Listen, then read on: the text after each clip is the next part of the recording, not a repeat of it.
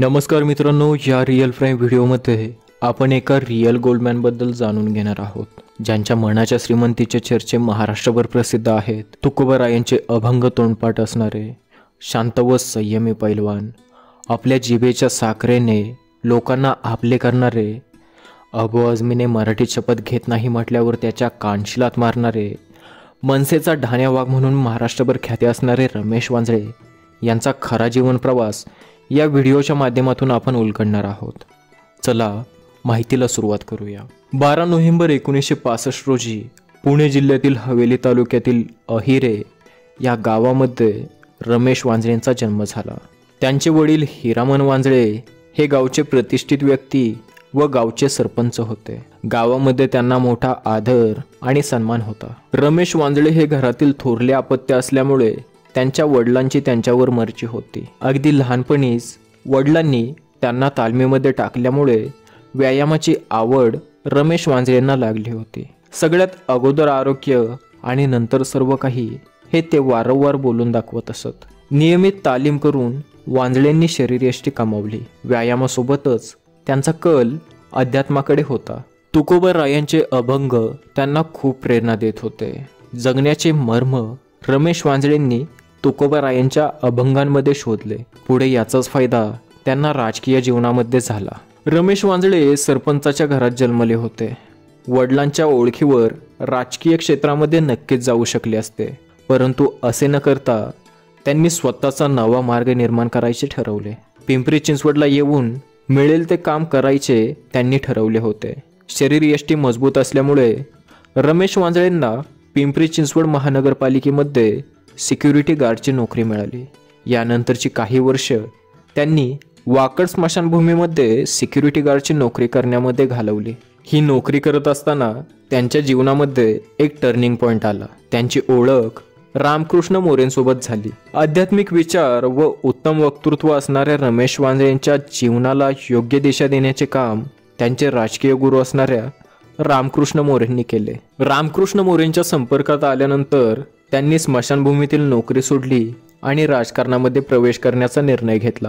त्यांनी अहिरे गावची ग्रामपंचायत निवडणूक लढवण्याची तयारी केली. आपल्या मंत्रमुग्ध करणाऱ्या वक्तृत्वाच्या जीवावर रमेश वांजळेंनी ही निवडणूक जिंकली आणि रमेश वांजळे अहिरे गावचे सरपंच बनले. या निवडणुकीनंतर त्यांची गावातील युवकांवर छाप पडली. लोकसंपर्क वाढला. अनेकविध विचारांच्या लोकांशी संवाद वाढला. अशातच काँग्रेसच्या उल्हासदादा पवारांनी रमेश वांजळेंना पंचायत समितीसाठी संधी दिली. पंचायत समिती निवडणुकीनंतर उपसभापती म्हणून रमेश भाऊंची वर्णी लागली. यानंतर जिल्हा परिषद निवडणुकीवेळी महिलांसाठी जागा राखीव असल्यामुळे त्यांनी आपली पत्नी हर्षदा वांजळेंना निवडणुकीसाठी उभे केले आणि जिंकवले सुद्धा. स्वतः मात्र त्यांनी काँग्रेस पक्षाचे काम चालू ठेवले. लोकसंपर्क वाढवला. या दरम्यान जनहिताची कामे करून घ्यायची असतील तर रमेश वांजळेंच्या ऑफिसला भेट देण्याचा पर्याय लोकांना सोपा वाटू लागला. 2009 साली विधानसभा निवडणुका जाहीर झाल्यानंतर आमदारकीसाठी रमेश वांजळे इच्छुक होते आणि त्यांच्या इतका पात्र उमेदवार मतदारसंघामध्ये दुसरा नव्हता. त्याकाळी महाराष्ट्रामध्ये राष्ट्रवादी आणि काँग्रेसची युती होती आणि खडकवासल्याची जागा राष्ट्रवादीसाठी राखीव होती. त्यामुळे रमेश वांजळेंनी तिकिटासाठी इतर पक्षांमध्ये विचारणा केली. राष्ट्रवादी, शिवसेना, भाजपने त्यांना तिकीट देण्यास नकार दिला. याच दरम्यान राज ठाकरेंनी शिवसेनेपासून विभक्त होऊन मनसे हा आपला स्वतंत्र पक्ष काढला होता आणि ते महाराष्ट्रभर दौरे करत होते. याच दौऱ्यादरम्यान राज ठाकरे पुण्याला असताना रमेश वांजळेंनी राज ठाकरेंची भेट घेतली होती.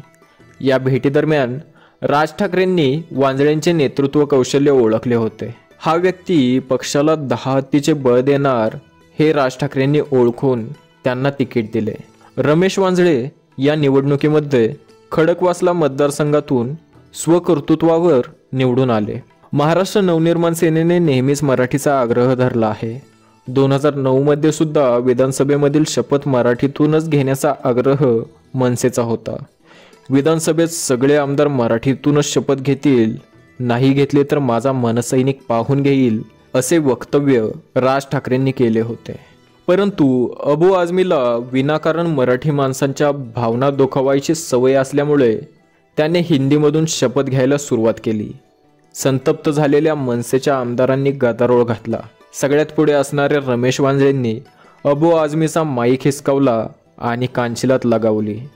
या बातमीनंतर मनसेचा हा ढाण्या वाघ घराघरामध्ये पोहोचला होता. महाराष्ट्रभर सर्वांच्या मनामध्ये या डॅशिंग व्यक्तीने घर केले होते. महाराष्ट्रातील मीडियाने जरी रमेश वांजळेंची गोल्डमॅन ही ओळख पसरवली असली तरी रमेश वांजळेंच्या मृदू आणि मिश्किल वाणीने मात्र सगळ्या टीका उडवून लावल्या होत्या. त्यांनी जमीन खरेदी विक्रीच्या व्यवसायातून आतोनात संपत्ती कमावली व ही संपत्ती जनकल्याणासाठी व लोकांची कामे मार्गी लावण्यासाठी वापरली. वाकड, वारजे, खडकवासल्यामध्ये त्यांनी स्वखर्चाने विकास कामे मार्गी लावली. त्यांनी स्वतःच्या खर्चाने लोकांसाठी काशी यात्रा, दीक्षाभूमी यात्रा तसेच मुस्लिमांसाठी अजमेर यात्रा घडवली. तुकोबारायांची सर्वधर्म समभावची शिकवण वांजळेंनी अंमलात आणली होती. सगळे काही अगदी व्यवस्थित चालले असताना दुर्दैवाने 10 जून 2011 रोजी रमेश भाऊंना तीव्र स्वरूपाचा हृदयविकाराचा झटका आला, ज्यामुळे त्यांचा मृत्यू झाला. वांजळे परिवाराचे सांत्वन करण्यासाठी स्वतः राज ठाकरे पुण्याला आले होते. रमेश भाऊंच्या पश्चात त्यांचे बंधू शुक्राचार्य वांजळे आणि मुलगी सायलीताई वांजळे त्यांचा राजकीय वारसा चालवतात. सायलीताई नगरसेवकपदी कार्यरत असून झोपडपट्टी पुनर्वसन आणि वंचित विद्यार्थ्यांच्या शिक्षणासाठी त्या मोलाचे योगदान देत आहेत. धन्यवाद मित्रांनो, भेटूया अशाच नवनवीन माहितीसह पुढच्या रिअल प्राईम व्हिडिओमध्ये. तोपर्यंत आपला चॅनल सबस्क्राईब करून बेल आयकॉन नक्की प्रेस करा.